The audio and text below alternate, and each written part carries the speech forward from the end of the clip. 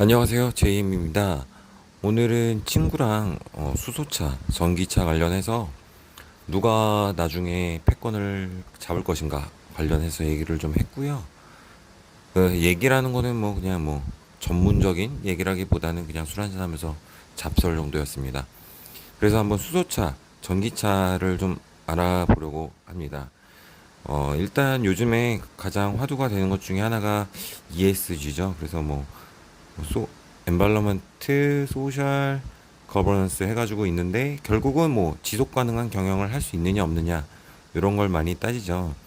그래서 요거에 관련해서 과연 이슈라기보다는 그냥 사람들끼리 설왕설래하는 말 중에 하나가 어 전기차 과연 친환경인가?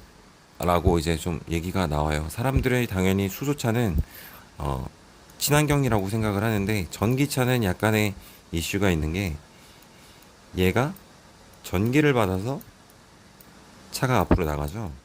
근데 과연 이 많은 전기를 생산하는 데 있어서 쓰여지는 석탄이나 원자력으로 인한 온실가스, 미세먼지, 공해들은 어떻게 생각을 하길래 도대체 이게 전기차는 친환경이냐라고 얘기들을 합니다. 그런데 어, 시스템적으로 봐서 공학적으로 봤을 때는 이렇게 전기차를 하나의 시스템으로 보는 거예요. 하나의 물건으로 보는 거예요. 그래서 여기서 전기가 됐든 이건 전기차가 아니라 어떤 자동차도 가능합니다. 개솔린이 됐든 뭐가 들어와서 나갔을 때 이 시스템에서 밖으로 나갈 때 여기에서 과연 뭐가 생기느냐가 문제인 거죠. 개솔린 같은 경우에는 뭐 당연히 탄소나 이산화탄소 이런 게 나오니까 친환경이라 부르지 못하는 거고, 하지만 전기차 같은 경우는 여기에서 나오는 게 없죠. 그렇기 때문에 친환경이라고 부를 수 있습니다. 한 예를 들면 이게 차가 아니라 이렇게 태양광 발전이라고 생각해 보시면 이해가 쉽습니다. 태양광은 모두가 알다시피 당연히 친환경 발전이라고 생각을 하죠. 그래서 해를 받아서 해를 받아서 발전을 하는데 얘는 당연히 전기만 생산이 됩니다. 나머지 뭐 공해나 이런 게 없죠. 그렇기 때문에 얘는 친환경이라 부르는 거고요. 실제로 전기차의 설왕설래가 되는 것처럼 이런 전기 문제를 따지려면 태양광도 요 패널을 생산할 때는 굉장히 많은 오염 폐수가 나오게 되어 있습니다. 공해 물질이죠.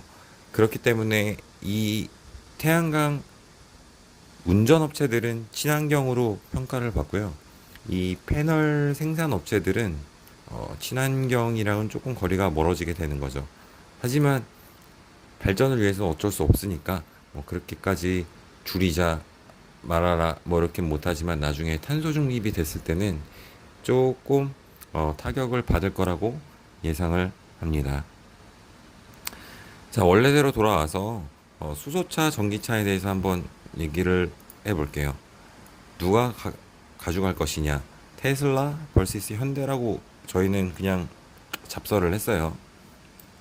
저희는 현대를 좋아하니까, 그리고 투자를 했으니까 친구가요. 네, 그래서 왼쪽 위에 보시는 1번이 이제 수소차가 되겠고, 여기 오른쪽 밑에가 전기차. 각각 수소차는 현대, 전기차는 테슬라에서 그냥 사진을 가져왔습니다. 그래서 수소차부터 볼게요. 수소차는 여기 연료 탱크가 3개가 있죠. 뭐 3개가 될지 4개가 될지 뭐 이거는 나중에 기술에 따라 달라지겠지만 일단 연료 탱크가 있고, 요 수소를 받아서 여기 연료 전지 시스템에서 물의 전기분해의 역반응을 이용해서 전기를 생산하게 되죠. 그리고 일부는 당연히 배터리에 저장을 하게 될 거고요. 여기서 생성된 전기로 모터를 돌립니다. 이 모터를 통해서 자동차는 앞으로 나가게 돼 있죠. 그러니까 순서가 H2로 전기를 만들고 이걸로 이제 모터를 구동시켜서 나간다. 이렇게 되겠고요. 전기차는 워낙에 뭐 다 아시다시피 전기를 바로 여기 배터리에다가 넣고요. 그 배터리를 해서 전기를 다시 뽑아서 여기 모터, 모터를 돌리겠죠. 그래서 얘의 순서는 전기를 받아서 배터리를 넣고 모터를 돌립니다. 얘보다는 한 단계가 없어요. 왜냐면 얘는 수소를 가지고 있기 때문에 요거는 충전이기 때문에 빼면 결국에 배터리에서 바로 모터를 돌린다고 볼 수 있습니다. 근데 저는 약간 전기 편이거든요. 왜냐면 이 배터리에서 모터를 돌릴 때 손실이 발생하겠죠. 전기차는 요 손실이 한 번 발생한다고 보면 됩니다. 혹 또 추가를 한다면 여기서 배터리가 갖고 있는 자체 손실에서 전기를 배터리에 넣고 거기서 보관하면서 이제 생기는 손실이 있겠죠. 그렇게 발생이 되는데 현재 제가 알고 있는 상식 기준에서는 수소차 같은 경우는 수소를 넣어서 보관을 하는 데는 손실이 거의 없겠죠. 사실상. 근데 이게 여기서 전기를 만들 때 손실이 한 번 일어나고요. 이거를 모터로 돌리면서 전기로 손실이 두 번 일어나게 됩니다.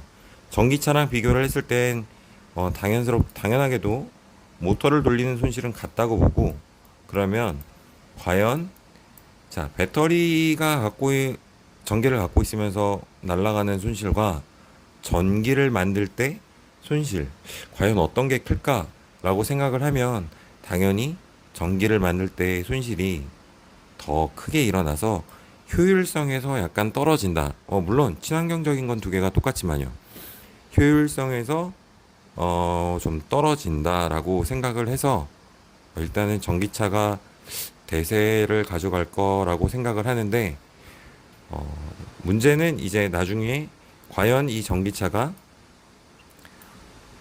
우리나라에서 발전량을 커버할 수 있겠느냐 이런 문제가 좀 있겠죠. 근데 그거는 따지면 또 수소 자체도 순수한 수소 H2 뭐 4,9이 됐든 5,9이 됐든 이런 수소와 과연 이것 자체도 지금 뭐 이슈가 되는 ISMR 아니면 뭐 요런데 순수하게 수소를 발생시킬 수 있는 장치들이 있느냐 아직은 없으니까 요거는 비슷하다고 생각을 해서 저는 당연히 전기차가 아직은 우세하고 앞으로도 우세하지 않을까 싶습니다. 자, 그리고 또 하나 이제 전기차. 근데 여기서 전기차를 가지고 계신 분들도 있고 없으신 분들도 있겠지만 저는 일단 없습니다. 전기차 유지비가 과연 싼가? 네, 싸죠. 지금은 보통 가솔린의 3분의 1, 4분의 1 정도 유지비가 드는 걸로 알고 있습니다. 뭐 물론 유지 보수 비용도 생각을 해야겠지만 뭐 차를 몇 년 이상 타서 좀 많이 탈 경우에 이제 배터리가 줄어들겠죠. 배터리가 줄어들었을 때 그 배터리 팩 교체가 비용이 이제 얼마가 될지는 모르겠지만 그게 꽤 비싼 걸로 알고 있어요. 근데 그거를 제외하고 순수하게 연료비만 따졌을 때는 싼가를 한번 비교해 보겠습니다. 지금 현재 전기차 충전 요금 내용이고요. 할인이 되고 있습니다. 이거는 한전에서 가져왔고 지금 할인은 19년 12월 31일까지는 기본 요금이 면제가 되었고요. 전력 요금은 50%가 할인이 되었습니다. 근데 보시면 지금은 이제 여기 이후라고 보셔야 되죠. 이게 조금씩 할인이 줄어들기 시작했어요. 그죠? 그래서 지금 앞으로는 25% 할인이 될 거고 요금은 10% 할인이 되고 이제 2022년 7월부터는 할인이 없이 풀 요금을 내야 됩니다. 점점 올라가겠죠. 그래서 한번 비교를 해보면 지금 현대 소나타 기준으로 연료비 가솔린은 지금 1,600원 잡았고요. 휘발유를 가정했을 때 14만원, 경유는 11만 6천원, LPG는 더 싸겠죠. 10만원 나왔습니다. 그리고 지금 현재 기준으로 아이오닉 전비를 5.1kg 잡았어요. 요거는 굉장히 낮게 잡은 것 같습니다. 전비를. 그래서 뭐 충전료 1kW당 255.7원이었는데 57,000원, 거의 뭐 3분의 1 정도 되죠. 이제 이게 인상이 되면서 조금씩 가격이 올라가는 걸 볼 수 있습니다. 309원, 292.2원. 근데 여기서 하셔야 할 거는 일단 조금 이 금액을 생각하셔야 돼요. 이 1kW당 금액이 292원, 309.1원으로 돼 있는데 앞으로의 전력 계획에 따라서 이게 이제 더 올라갈 수가 있다고 보시면 됩니다. 실질적으로 줄어드는 것보다는 올라갈 가능성이 올라가는 건 당연한 거고요. 줄어들 가능성은 0%라고 보시면 될 것 같습니다. 전기차 충전 전력 요금 자가소 이용해가지고 이제 뭐 이렇게 나와 있는데 이거는 단독주택, 즉 완전한 집밥이죠. 요 단독주택에 가지고 계시는 분들이 뭐 전기차를 운용하기에 최적의 컨디션이 아닌가 싶습니다. 그래서 뭐 인상 전에는 기본 요금 뭐 월기금 해가서 한 3만 원이 나왔다. 여기 할인 50%에 30%한 걸로 보면 되죠. 근데 인상 후에는 4만 1,000원이다 해서 이것도 134% 정도가 인상이 되는 겁니다. 근데 여기 보시면 기본 요금 할인이 25%, 전력량 요금 할인이 10%가 붙어 있죠. 이거는 지금 딱 현재 기준입니다. 그래서 내년 7월부터는 요 25%, 10%도 사라지기 때문에 여기서 금액이 더 오르게 된다고 보시면 됩니다. 그래서 과연 이게 2030년, 2050년, 2030년에 뭐 벤츠는 뭐 전부 다 전기차 전환할 거라고 했으니까 현대도 조금씩 준비를 해 가겠죠. 2050년이 됐든 2040년이 됐든.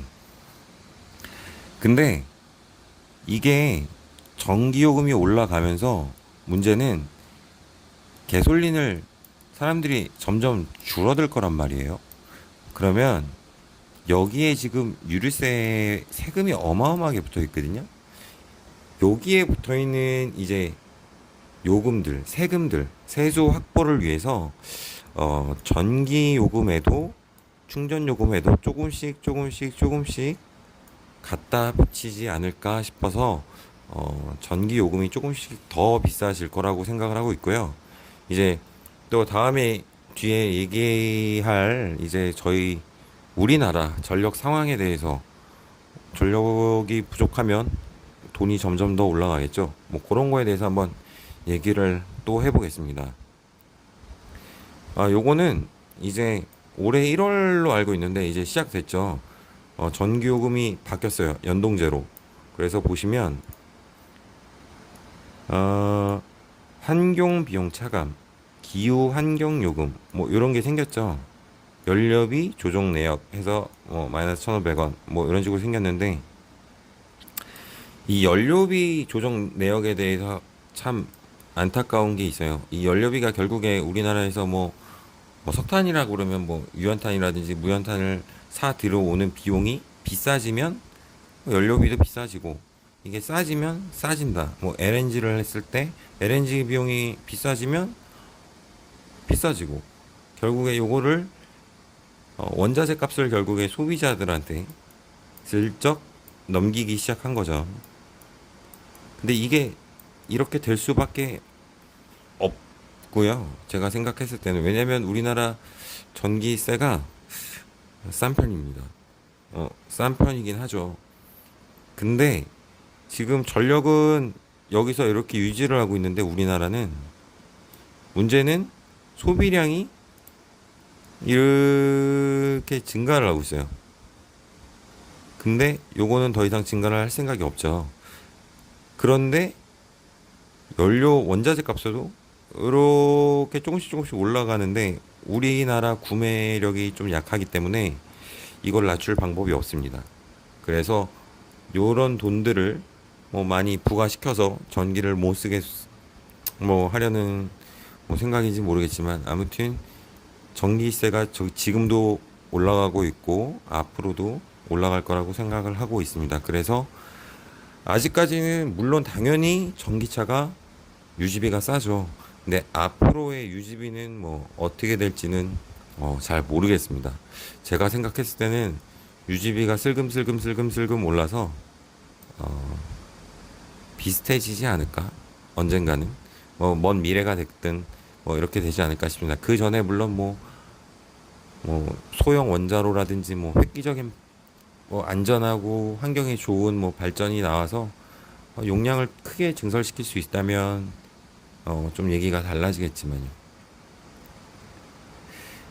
그래서 제가 생각하는 테슬라, 현대는 이쪽이 조금 더 패권을 가져가기가 좋지 않나 싶습니다. 왜냐면 배터리랑 모터 이게 핵심 기술이라고 봐도 배터리를 테슬라도 잡고 현대도 잡고 모터도 테슬라와 현대가 효율이 같아진다고 하더라도 이제 앞으로는 약간의 그 뭐라 그래야 되지? 이 인공지능 AI 측면이 남아 있잖아요. 이 AI 측면에서 아직은 테슬라가 선두주자 쪽으로 가 있으니까 한동안은 예, 제가 예상하는 한동안은 현대보다는 테슬라가 훨씬 더 매력적인 기업이 아닌가 싶습니다. 물론 이제 수소차로 전환이 된다. 갑자기 수소가 빵 떠서 그렇게 되면 이제 또 패스트트랙으로 가고 있는 현대가 조금 더 이제 유리한 기업이 되겠죠. 요거는 사람 많이 들어보셨을 거예요. 우리나라 발전은 뭐 이렇게 하고 있다 해서 뭐 한국수력 원자력과 동서발전, 남동발전, 중부발전, 남부발전, 서부발전 이렇게 5개의 발전사로 나눠져 있습니다. 이거를 왜 넣냐면 여기 앞에 보시면 요 연료비 있죠. 요 무연탄이랑 유연탄이랑 LNG들이 막 오르고 있잖아요. 요거 관련해서 넣습니다. 이게 제가 기억하는 게 아마 2001년에 한국전력에서 원래 한 개였는데 이게 5개로 분리가 됩니다. 5개가 분리가 되면서 뭐 효율적인 경쟁 뭐 이런 식으로 해서 분리를 시켰거든요. 그래서 각 발전사마다 우리나라에 있는 발전소를 지역별로 좀 나눠 가졌습니다. 나눠 가져서 너네들이 효율적으로 경쟁을 하면서 해라라고 했는데 문제는 이렇게 나누면서 2가지 문제가 생겼죠. 첫 번째는 이게 가장 큰 건데 구매 파워가 쭉 떨어졌습니다. 이걸 나누기 전까지는 한국전력이 이 우리나라의 모든 발전을 다 가지고 있었기 때문에 전 세계에서 제가 알고 있기로는 탑3에 들었습니다. 석탄이 됐든 가스가 됐든 모든 물량이 어마어마무시하게 우리나라가 사들였어요. 그래서 구매 파워를 가진 탑3에 들었습니다. 탑3에 들어서 당연히 좋은 그레이드의 물품을 싼 단가로 구매할 수가 있었죠. 그리고 효율적으로 이제 그 바지선 뭐 이렇게 석탄을 운반하는 선박들이 있잖아요. 그런 물류도 원활하게 할 수 있었죠. 이런 운반선은 당연히 요 한전에서 가지고 있는 게 아니라 계약을 하는 거기 때문에 그래서 이 모든 물류 비용이 어마무시하게 쌌습니다. 근데 이게 5개로 분리되면서 원래 뭐 500을 샀다 그러면 결국에 한 100씩 사게 되는 거죠. 100씩. 얘도 사고 얘도 사고 얘도 사고. 그러니까 각 회사마다 구매 파워가 쭉 낮아졌어요. 낮아지다 보니까 문제는 그레이드가 조금 떨어진 품질을 비싼 돈으로 주고 사거나 그레이드를 맞춰서 비싼 돈을 주거나 그레이드를 조금 떨어뜨려서 지금의 유지를 하던가 가격을 약간 아이러니한 상황이 맞죠. 그러다 보니까 점점 석탄의 질이 문제가 되고 우리나라 전기세를 이제 뭐 국가에서 세금으로 충당하는 것도 있지만 올리지 않다 보니 이런 거에 대해서 어쨌든 흑자를 내야 되니까 너무 많은 적자를 낼 수는 없으니까 그레이드가 조금씩 떨어지거나 이제 비용이 올라가게 됐죠. 그래서 이게 최악의 단점이 되었고, 두 번째는 원래 한전에서 이게 HR 부서라든지 뭐 경영이라든지 특히 경영 쪽에 이런 부서들이 많죠. 하나만 있으면 되는 부서들이 5개가 생깁니다. 그 외에도 모든 게 5개씩 생긴 거죠. 5개가 생기니까 이제 회사 자체적으로 비용이 증가하는 거죠. 이 비용이 증가하는 거는 저희 소비자 입장에서는 좀 안 좋은 게, 어쨌든 발전사 비용이 증가하면 적자가 생길 수밖에 없고, 이유는 그대로인데 비용이 증가하니까 적자가 생길 수밖에 없어요.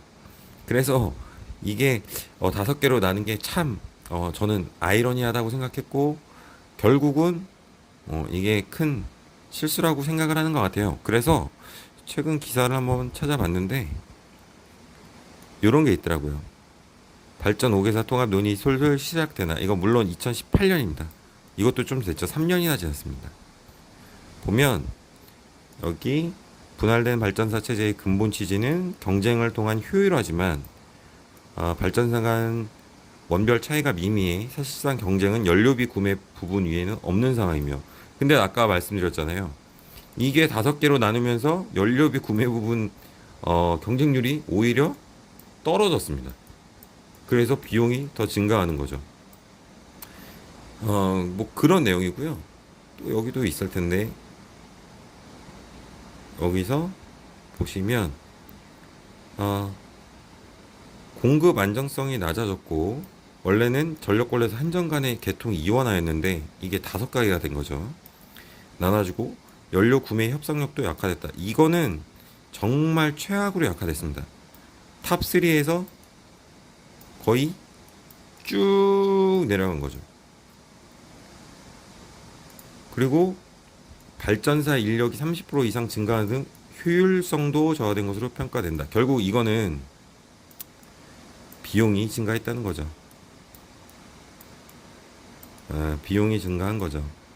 그래서 5개의 발전사가 동시에 진행하고 있는 구조에서 비효율성 초래 가능성이 매우 높은 상황이다. 요거는 정말 맞는 말인데, 뭐 다시 합쳐져도 문제예요.